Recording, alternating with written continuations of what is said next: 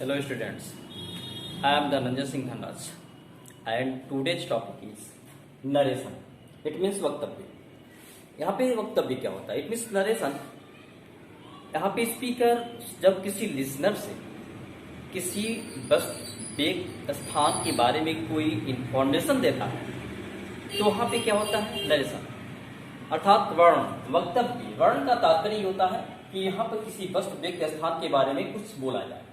इसके पहले वाले वीडियो में एक तरफ हम असर्टिव सेंटेंस के part first and part second को अपलोड कर चुके हैं. ये है interrogative sentence. Second sentence interrogative, प्रश्नवाचक.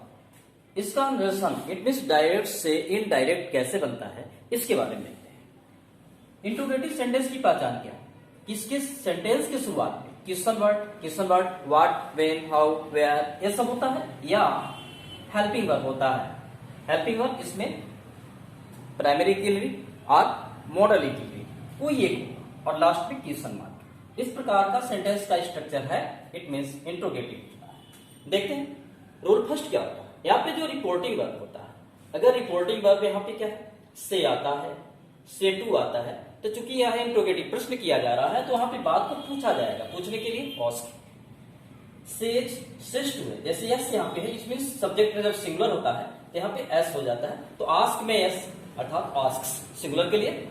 और यही से का सेकंड फॉर्म है सेट यानी पास्ट फॉर्म, तो आस्क का पास्ट फॉर्म हो जाएगा यहाँ पे क्या, आस्क.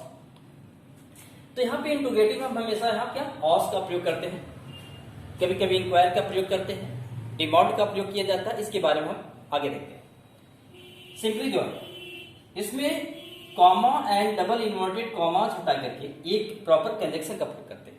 अगर यहाँ पे क्वेश्चन वर्ड से सेंटेंस शुरू होता है व्हाट, व्हेन, हाउ, वेयर, तो वहां पे question word he comma and double inverted commas हटा करके लिख दिया जाता है. जैसे यहाँ comma and double inverted commas के जस्ट बाद क्या लिखा, व्हाट, तो यहाँ पे कंजक्शन के रूप में हम क्या लिखेंगे, व्हाट ही लिखेंगे. इसके पहले असर्टिव था तो वहां पे comma and double inverted commas हटा करके हम वहां पे डैट कंजक्शन यूज करते थे. और यहाँ पे रिपोर्टिंग पर और रिपोर्टेड स्पीच को एड करने के लिए अगर यहाँ पे क्वेश्चन वर्ड है तो हम क्वेश्चन वर्ड को ही कंजक्शन के रूप में यहाँ पे यूज करते हैं. ओके. नेक्स्ट, अगर हेल्पिंग वर्ब होता है तो यहाँ पे कॉमा इन्वर्टेड कॉमास की जगह पे इफ और वेदर का प्रयोग करते हैं. जैसे यहाँ आर यू प्लेइंग, आर क्या है, हेल्पिंग वर्ब, ये प्राइमरी के लिए है, तो यहाँ पे comma and double inverted commas हटाएंगे तो यहाँ पे इफ और वेदर का प्रयोग कर लेंगे. And rest of changings are done according to assertive sentence. और शेष परिवर्तन असर्टिव की तरह होता है. तो असर्टिव में क्या होता है कि कंजक्शन जैसे हम लिखेंगे ना तो उसके तुरंत बाद हम सब्जेक्ट लिखेंगे, क्योंकि असर्टिव सेंटेंस में सब्जेक्ट से स्टार्टिंग होती है. और बाकी जो परिवर्तन का रूल है कि फर्स्ट पर्सन को रिपोर्टेड स्पीच के फर्स्ट पर्सन को रिपोर्टिंग वर्ब के सब्जेक्ट के अनुसार, सेकेंड पर्सन को रिपोर्टिंग वर्ब के ऑब्जेक्ट के अनुसार बदलते हैं, थर्ड पर्सन में नो चेंज. ये रूल इसमें भी रहेगा. टेंस संबंधी जो परिवर्तन पढ़े थे कि रिपोर्टिंग वर्ब पास्ट में होने पर रिपोर्टेड स्पीच के टेंस में परिवर्तन होता है. अदरवाइज रिपोर्टिंग वर्ब प्रेजेंट या फ्यूचर है तो रिपोर्टेड स्पीच के टेंस में नो चेंज, कोई परिवर्तन नहीं होता है. ये रूल इसमें भी रहेगा.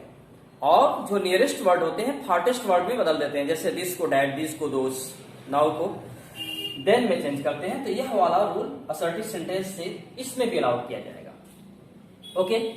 ही said to me what have you done. देखिए यहाँ पे क्वेश्चन वर्ड है और यहाँ पे क्वेश्चन मार्क है. निसंदेह question word question mark it means interrogative है और इंट्रोगेटिव है तो यहाँ पे बात को पूछा जाएगा.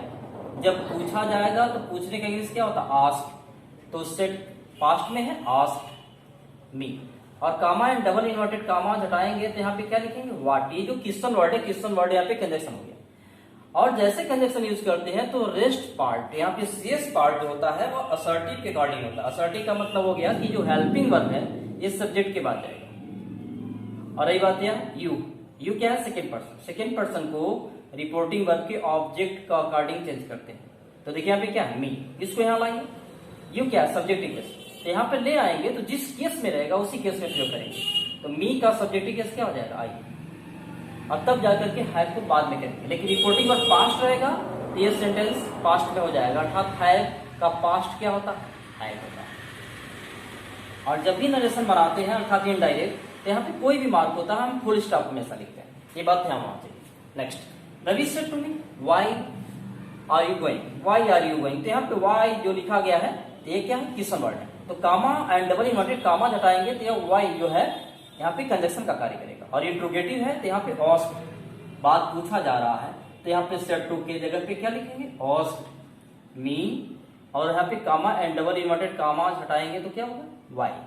और हेल्पिंग वर्ब बाद में चला जाएगा, क्योंकि इसके बाद जैसे ही कंजक्शन लिखे उसके बाद का पोर्शन असर्टिव के अनुसार होगा। असर्टिव मतलब पहले सब्जेक्ट, यू को बदलेंगे रिपोर्टिंग वर्ब के ऑब्जेक्ट रिकॉर्डिंग, सेकंड पर्सन को ऑब्जेक्ट रिकॉर्डिंग बदलते हैं, फर्स्ट पर्सन को सब्जेक्ट रिकॉर्डिंग। तो मी यहाँ पे आएगा, ये सब्जेक्टिव केस है, तो मी का सब्जेक्टिव केस आई, आर बाद में जाएगा। यहाँ पास्ट है तो आर का पास्ट करेंगे, तो इज एम आर का पास्ट क्या होता है, वाज वर्ब होता है, आई के साथ वाज, गोइंग। और लास्ट में full stop. Next he said to Radha are you playing, यहाँ पे क्या हेल्पिंग वर्ब है, हेल्पिंग वर्ब है तो नहीं सकते, हेल्पिंग वर्ब रहेगा तो इफ और वेदर का प्रयोग करेंगे, कामा एंड डबल इन्वर्टेड कामास के लिए। ये हो जाएगा सेड टू, क्या हो जाएगा, आस्क्ड राधा। और यहाँ पे क्या हो गया, इफ। जैसे कंजक्शन लिखे तो हेल्पिंग वर्ब बाद में आएगा, फिर पहले सब्जेक्ट, यू सेकंड पर्सन बदलेंगे रिपोर्टिंग वर्ब के ऑब्जेक्ट के अनुसार, यानी राधा के अनुसार। राधा का प्रोनाउन क्या होगा, सी। नेम नहीं लिखते, नाउन नहीं लिखते, उसका प्रोनाउन, राधा का प्रोनाउन सी। और ये सब्जेक्टिव केस में है तो सी का सब्जेक्टिव केस ऑलरेडी सी, और आर बाद में जाएगा। तो पास्ट है तो आर का पास्ट क्या होगा, वाज वर्ब होता है, एज एम आर का पास्ट वाज वर्ब, तो सी सिंगुलर है इसलिए वाज। प्लेइंग, लास्ट में full stop. Next, a man said to a boy why have you broken it. Why क्या है, क्वेश्चन वर्ड है, तो comma and double inverted comma हटा करके हम यहाँ पे क्वेश्चन वर्ड का ही प्रयोग करेंगे, और ये हो जाएगा अ मैन, और सेड के जगह पे यहाँ पे क्या हो जाएगा, आस्क्ड, क्योंकि बात यहाँ पूछी जा रही है, इंट्रोगेटिव है। और यहाँ पे comma and double inverted comma हटाएंगे वाई। उसके बाद हेल्पिंग वर्ब को हम यहाँ पे बाद में करेंगे, क्योंकि पहले हम सब्जेक्ट लिखेंगे, असर्टिव के मोड में लाएंगे। और यहाँ पे यू सेकंड पर्सन इसलिए बदलेंगे बॉय के अनुसार, बॉय का प्रोनाउन ही। यहाँ पे यू की जगह पे क्या लिखा जाएगा, ही, क्योंकि ही यहाँ पे है, यह यू सब्जेक्टिव केस है तो यहाँ पे सब्जेक्टिव केस वही रह जाएगा। रिपोर्टिंग में पास्ट में है तो हैव का पास्ट क्या करेंगे, हैड। ये हो जाएगा ब्रोकन इट। इस प्रकार से हम इंट्रोगेटिव को बदल रहे हैं, इसके आगे कैसे बदलना है ये हम देखते हैं। ये रूल वेरी प्रॉपर, आप इस रूल के तहत पूरे इंट्रोगेटिव को एक साथ पढ़ ले रहे हैं। अब इसमें प्रैक्टिस कैसे करना है, आप बुक से एक्सरसाइज सिर्फ करते हैं तो श्योरली आपको आ जाएगा। कंफ्यूजन है तो आप इस वीडियो को दोबारा बात कीजिए, श्योरली कंफ्यूजन। नेक्स्ट रूल में देखते हैं कि यहाँ पे क्या होता है कि जब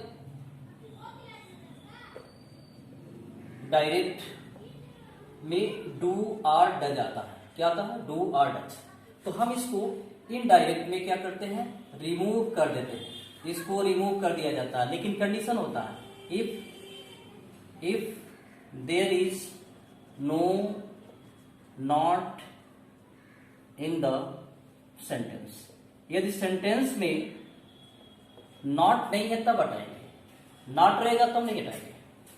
और यहाँ पे जब क्या होता है, डिड होता है, तो यहाँ पे डिड की जगह पे हम हैड और प्लस जो भी वर्ब होता है उस वर्ब का डिड के साथ यहाँ पे श्योरली है वर्ब का फर्स्ट फॉर्म आता है, तो हम यहाँ पे थर्ड फॉर्म का प्रयोग कर लेते हैं। ये होता है, इस प्रकार से हम आसानी से इसको भी चेंज कर सकते हैं। ओके, एग्जाम्पल के लिए, he said to me, do you play chess। आप देखिए यहाँ पे हेल्पिंग वर्ब डू, लास्ट में क्वेश्चन मार्क, इंट्रोगेटिव है, लेकिन यहाँ पे क्या है, डू। और यहाँ पे देखिए कहीं नॉट नहीं है, इसका मतलब इसको हटा देंगे। रही बात इंट्रोगेटिव है, पहले बना लीजिए फिर आगे सोचिए। इंट्रोगेटिव है तो सेड टू के जगह पे क्या लिखेंगे, बोलिए, सेड टू के जगह पे आस्क्ड मी। और यहाँ पे कामा एंड डबल इनका कामा हटाएंगे तो यहाँ पे हेल्पिंग वर्ब से शुरू है, इसलिए यहाँ पे क्या लिखा जाएगा, इफ और वेदर। अब हेल्पिंग वर्ब को चूंकि हम बाद में करते थे, लेकिन यहाँ पे डू या डज हेल्पिंग वर्ब आएगा तो इसको हम बाद में नहीं करेंगे। अगर यहाँ नॉट नहीं है तो इसको हटाइए और यू को बदलेंगे ऑब्जेक्ट के अनुसार, मी के अनुसार। मी को यहाँ पर लाइए, सब्जेक्टिव केस से क्या हो जाएगा, आई। रिपोर्टिंग वर्ब पास्ट में है, प्ले का पास्ट क्या हो जाएगा, प्ले।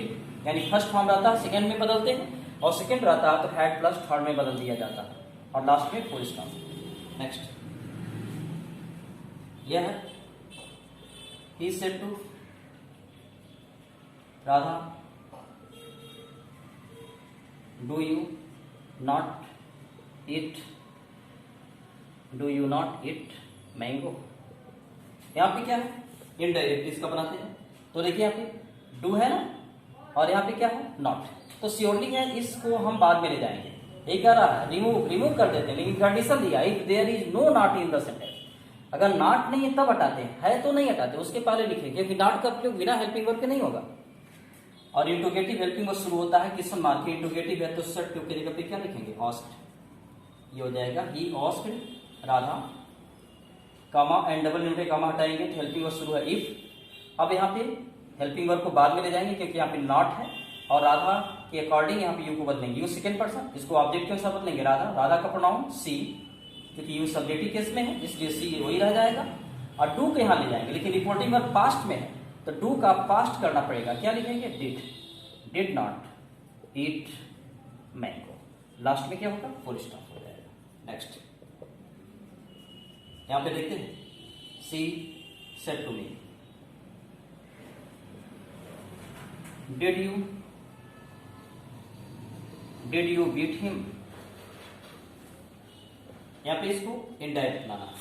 तो देखिए डिड यहाँ पे क्या है, हेल्पिंग वर्ब, और लास्ट में क्वेश्चन मार्क मींस इंट्रोगेटिव हो गया। इंट्रोगेटिव हो गया तो सेड टू की जगह पे क्या लिखेंगे, आस्क्ड। ये हो जाएगा सी आस्क्ड मी, एंड कामा इन्होंने कामा हटाएंगे इफ। और यू देखिए यहाँ पे क्या है, नॉट नहीं है, तो इसमें भी क्या है, डिड को भी यहाँ पे हटाया जाएगा, लेकिन हटाते इसमें क्या, डिड को हैड में चेंज कर देते, लेकिन यहाँ नहीं, यहाँ पे क्योंकि यहाँ पे असर्टिव सेंटेंस बनाते हैं तो यू को बदलेंगे मी के अनुसार। मी का सब्जेक्टिव केस क्या हो जाएगा, आई, और डिड जो है किस में चेंज हो जाएगा, हैड में। डिड यानी डिड यहाँ पे हैड में चेंज हो गया। रही बात वर्ब का, ये थर्ड फॉर्म है, तो यह वर्ब बीट है तो यह बीटेन हो जाएगा, बीटेन हिम। अगर ही नॉट होता तो कोई बात नहीं है, डिड हैड में होता ही हैड नॉट बीटेन हो जाता, सिंपल सी बात। इस तरीके से हम आसानी से इसको बना सकते हैं। अगर आपको यहाँ पे कंफ्यूजन है, वीडियो को रिवर्स कर लीजिए फिर देखिए, श्योरली आ जाएगा। यहाँ पे क्या है कि कभी कभी यहाँ पे लाइकिंग एंड डिसलाइकिंग की जब बात आती है तो हम वहां पे इफ के बजाय वेदर का प्रयोग कर लेते हैं, खास करके जैसे यहाँ पे है डू यू लाइक कॉफी। यहाँ पे देखिए जब लाइक और डिसलाइक की बात आती है, हेल्पिंग वर्ब से शुरू होता है, तो खास करके हम वहां पे वैसे तो लिखते हैं इफ या वेदर, दोनों में से कोई लिख सकते हैं, लेकिन यहाँ पे जब लाइक डिसलाइक की बात आएगी तो वहां पे क्या है, वेदर का प्रयोग प्रॉपर होता है। और यहाँ पे सेड टू की जगह पे क्या लिख देंगे, आस्क्ड। यहाँ पे इफ या वेदर, लेकिन जब लाइक या डिसलाइक की बात आएगी तो वेदर का प्रयोग करना बेटर होगा। और डू या डज, जैसा कि मैंने बताया, अगर नॉट नहीं है तो इसको हटा दीजिए, नहीं है हटाइए। और यहाँ पे यू किसके अनुसार बदलेगा, ऑब्जेक्ट के अनुसार, मी के अनुसार, क्या हो जाएगा, आई। और यहाँ रिपोर्टिंग वर्ब पास्ट में है तो लाइक का पास्ट क्या हो जाएगा, लाइक्ड कॉपी। इस प्रकार से हम इस सेंटेंस को आसानी से बना सकते हैं। इस इंट्रोगेटिव सेंटेंस को पूरी तरह से कंप्लीट करने के लिए आप इस वीडियो को बार बार देखेंगे तो श्योरली आपको आ जाएगा। और इसके लिए एक्सरसाइज अगर बुक से कर देते हैं, सामने अगर नोट बना करते हुए करते हैं तो ऑल द बेस्ट, आपके लिए नोट अलग से तैयार करने की कोई आवश्यकता नहीं होगी। इस प्रकार से यह इंट्रोगेटिव का पार्ट रहा। इसमें जो कुछ भी है मैं इसको इंपॉर्टेंट जो सेंटेंसेस हैं, सारे नरेशन का जो इंपॉर्टेंट सेंटेंस है जो एग्जाम के लायक है, वो लास्ट में मैं वीडियो में अपलोड करूंगा। तब तक आप इसको वॉच करते रहिए। Thank you.